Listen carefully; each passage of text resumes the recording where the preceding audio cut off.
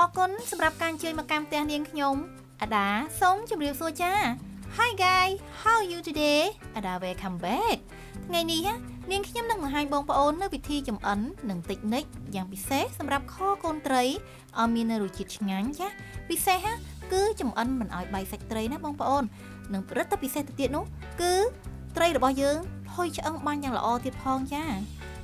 ជាមុខម្ហូបដែលពិសេសបំផុតដែលយើងអាចញ៉ាំត្រីបានទាំងសាច់និងទាំងឆ្អឹងណាបងប្អូនហើយមានអត្ថប្រយោជន៍យ៉ាងខ្លាំងសម្រាប់សុខភាពរបស់យើងទៀតផងចាប្រសិនបើបងប្អូនណាចង់ឃើញនៅវិធីសាស្ត្រនិងតិចនិចក្នុងការចម្អិនរបស់នាងខ្ញុំណាសូមអញ្ជើញទស្សនាជាមួយនាងខ្ញុំដល់ចប់ណាកុំភ្លេចជួយ like ជួយ share និងជួយ subscribe channel នាងខ្ញុំផងបងប្អូននឹងបានទស្សនានៅម្ហូបថ្មីប្លែកឆ្ងាញ់របស់នាងខ្ញុំជារៀងរាល់ថ្ងៃណាសម្រាប់គ្រឿងផ្សំថ្ងៃនេះរបស់នាងខ្ញុំគឺនាងខ្ញុំមានត្រីកន្លងបងប្អូនចាគឺចំនួន3គីឡូក្រាមចាហើយសម្រាប់ត្រីនេះដែរក្រៅពីត្រីកន្លងគឺយើងមានកូនត្រីជាច្រើនប្រភេទទៀតដែលយើងអាចយកមកចម្អិនឲ្យផុយឆ្អឹងហើយមានរសជាតិឆ្ងាញ់ដូចគ្នាណាបងប្អូនចាដល់នេះខ្ញុំមានបន្ថែមជាមួយនឹងប៉េងប៉ោះជាមួយនឹងម្នាស់ផងដែរបងប្អូនដើម្បីបង្កើននូវក្លិនឈ្ងុយរសជាតិឆ្ងាញ់និងជួយឲ្យត្រីរបស់យើងនឹងគឺឆាប់ផុយឆ្អឹងល្អណាចា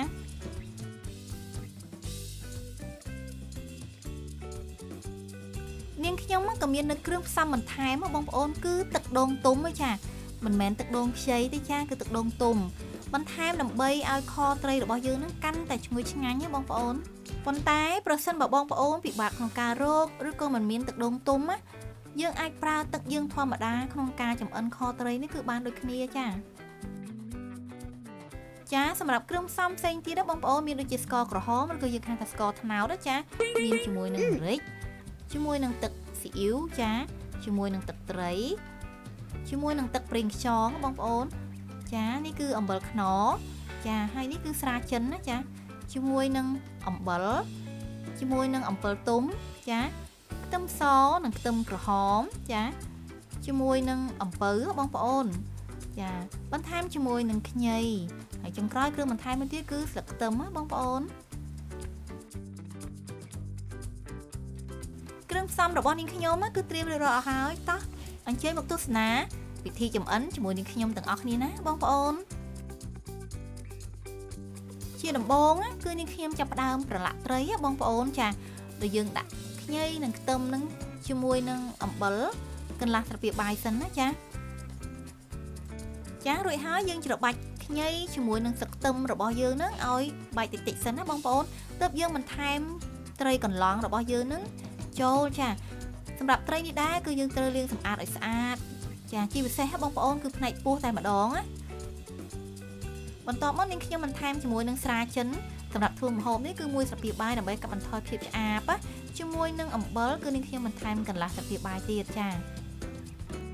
ប្រសិនបើបងប្អូនមិនមានស្រាចិនទេគឺយើងមិនបាច់ដាក់ក៏បានដែរចាយើងប្រើតែខ្ញីជាមួយនឹងស្លឹកខ្ទឹមជាមួយនឹងអំបិលក៏បានដែរបងប្អូនដើម្បីកាត់បន្ថយភាពឆ្អាបហើយធ្វើឲ្យត្រីរបស់យើងនឹងមានក្លិនឈ្ងុយទៀតណាចាសម្រាប់មុខម្ហូបខត្រីនេះបងប្អូនចាំបាច់គឺយើងត្រូវតែប្រឡាក់ត្រីជាមួយនឹងអំបិលបែបនេះសិនណាចាដើម្បីធ្វើឲ្យសាច់ត្រីរបស់យើងនឹងគឺរឹងល្អចាយើងច្របល់សាច់ត្រីនឹងឲ្យចូលជាតិសព្វជាមួយនឹងគ្រឿងផ្សំរបស់យើងហើយទុកម្ល៉េះសិនណាបងប្អូនចានាងខ្ញុំចាប់ផ្ដើមចិតម្នាស់វិញម្ដងចាសម្រាប់ម្នាស់នេះចាបងប្អូនគឺមានគុណប្រយោជន៍ខ្លាំងណាស់សម្រាប់សុខភាពរបស់យើងណា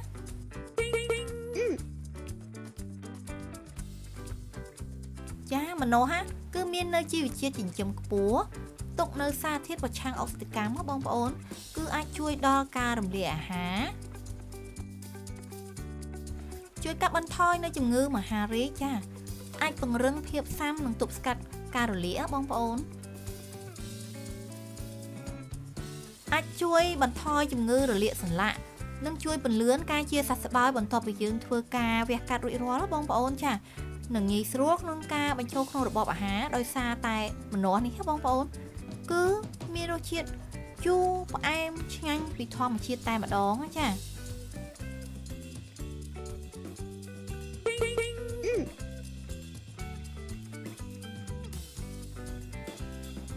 ពិសេសនៅពេលដែលយើងបន្ថែមម្នាស់បែបនេះធ្វើឲ្យខត្រីរបស់យើងនឹងគឺមានក្លិនឈ្ងុយឆ្ងាញ់ហើយឆាប់ផុយឆ្អឹងល្អទៀតផងណាបងប្អូន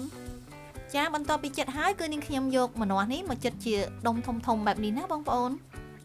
សម្រាប់ប៉េងប៉ោះគឺមានផ្ទុកនៅវីតាមីន C ចាជាសារធាតុចិញ្ចឹមចាំបាច់ប្រឆាំងនឹងអុកស៊ីតកម្មហើយមានប៉ូតាស្យូម folate និងវីតាមីន K ទៀតផងណាបងប្អូន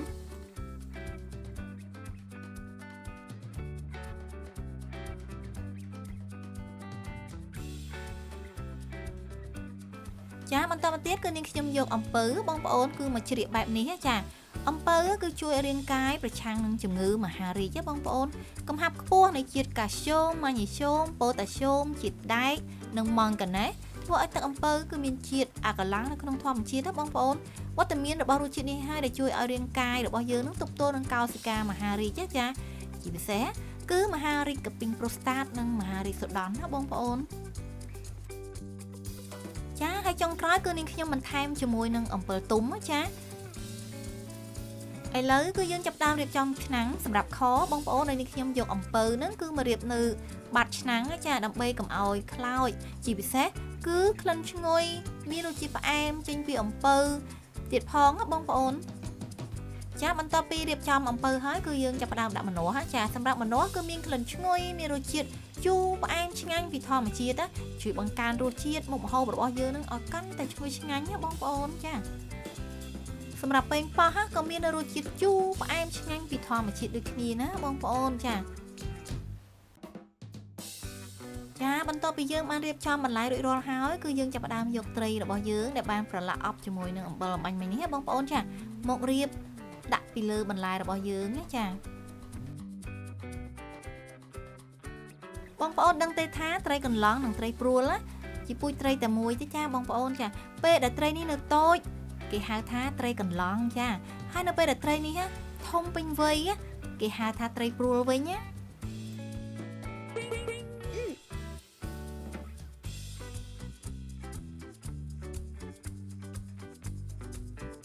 ចាហើយនៅពេលដែលប្រែក្លាយទៅជាត្រីព្រួលបងប្អូនគឺមានសម្បុរពណ៌សហើយបែងចែកជាប្រភេទត្រីព្រួលព្រួលកន្លងព្រួលខ្មៅមុខឬក៏ព្រួលកោងបងប្អូនចុងក្រោយគឺនាងខ្ញុំបន្ថែមជាមួយនឹងអំពិលទុំបន្តិចបងប្អូនដើម្បីធ្វើឲ្យខត្រីរបស់យើងនឹងគឺមានរសជាតិជូរផ្អែមឆ្ងាញ់ហើយជាពិសេសនោះគឺម្នាស់ហើយនឹងអំពិលទុំនេះគឺជួយធ្វើឲ្យឆ្អឹងត្រីរបស់យើងនឹងទន់ល្អបងប្អូនចាគ្រឿងផ្សំសម្រាប់ចម្អិនរបស់នាងខ្ញុំរៀបចំរួចជាស្រេចបន្ទាប់មកនាងខ្ញុំដាក់ខ្ទះដាក់ប្រេងឆាឲ្យក្តៅទើបដាក់ខ្ទឹមសខ្ទឹមក្រហមចូលឆាឲ្យឈ្ងុយបងប្អូន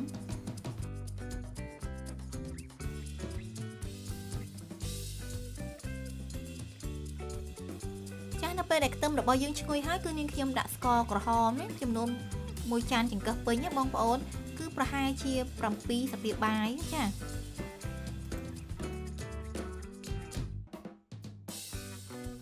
ចារួចហើយគឺយើងកូរស្កររបស់យើងនឹងឲ្យឡើងពណ៌ក្រហមល្អចា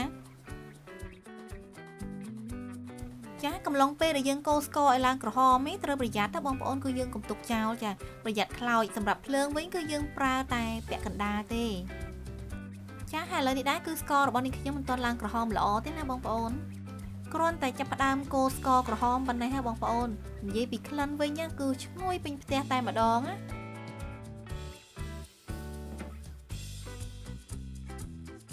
ឥឡូវនេះស្កររបស់នាងខ្ញុំឡើងក្រហមហើយណាបងប្អូនចាហើយបន្ទាប់ពីស្កររបស់យើងឡើងក្រហមហើយគឺយើងត្រូវបន្ថែមគ្រឿងផ្សំផ្សេងៗទៀតណាបងប្អូនមានដូចជាទឹកត្រីចំនួន2ស្លាបព្រាបាយចាជាមួយនឹងទឹកស៊ីអ៊ីវចំនួន2ស្លាបព្រាបាយសម្រាប់ប្រេងខ្យងវិញគឺនាងខ្ញុំប្រើ1ស្លាបព្រាបាយបងប្អូន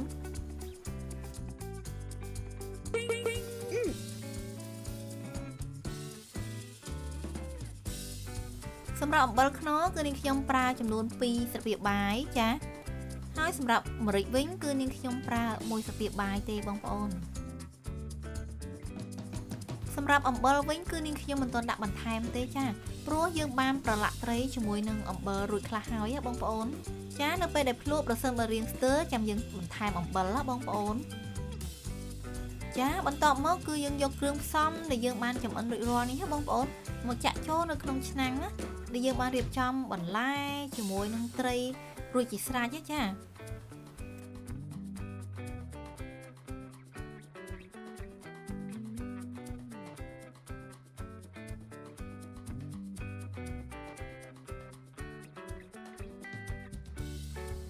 ចហើយគឺយើងបើកភ្លើងដើម្បីចាប់ផ្ដើមចម្អិនខត្រីរបស់យើងបងប្អូនដោយនាងខ្ញុំមិនទាន់បន្ថែមទឹកទេណាបងប្អូនចាព្រោះនៅក្នុងឆ្នាំងគឺមានទឹកគ្រឿងផ្សំដែលបានចាក់ចូលនិងមានទឹកដែលចេញអំពីអំពៅម្នាស់និងប៉េងប៉ោះចានាងខ្ញុំធ្វើការរំងាស់ប្រហែលជា1 ទៅ 2 នាទីសិនណាចាទើបនាងខ្ញុំចាក់ទឹកដូងទុំនឹងបន្ថែមប្រសិនមកបងប្អូនណាមិនមានទឹកដូងទុំទេគឺយើងអាចប្រើតែទឹកធម្មតាក៏បានដែរបងប្អូនចាយើងបន្ថែមទឹកត្រឹមតែសាច់ត្រីរបស់យើងបានហើយបងប្អូនចាព្រោះនៅពេលដែលយើងធ្វើការរំងាស់កុំឲ្យខ្ទិះទឹកខរបស់យើងនឹងចេញមកក្រៅយើងចាប់ផ្ដើមរំងាស់សម្រាប់មុខម្ហូបខកូនត្រីនេះគឺយើងត្រូវការពេលវេលាក្នុងការចម្អិនយូរបងប្អូនចាដើម្បីធ្វើឲ្យកូនត្រីរបស់យើងនឹងគឺផុយឆ្អឹងបានល្អសម្រាប់ភ្លើងចង្ក្រានគឺយើងប្រើតែពាក់កណ្ដាលទេបងប្អូនយើងមិនអាចប្រើភ្លើងចង្ក្រានខ្លាំងបានទេចាពីព្រោះប្រសិនបើយើងប្រើភ្លើងខ្លាំងទឹកនឹងពុះខ្លាំងអាចធ្វើឲ្យបែកសាច់ត្រីចានិងអាចធ្វើឲ្យខូចទ្រង់ទ្រាយបានណាបងប្អូននៅពេលដែលយើងរំងាស់បានប្រហែល1 ម៉ោងទឹកខរបស់យើងនឹងរាងប្រែពណ៌ក្រហមតិចៗហើយចាយើងអាចដួសយកអំពិលទុំនេះចេញមកក្រៅបានដោយសារតែចេញជាតិជូរអស់ហើយ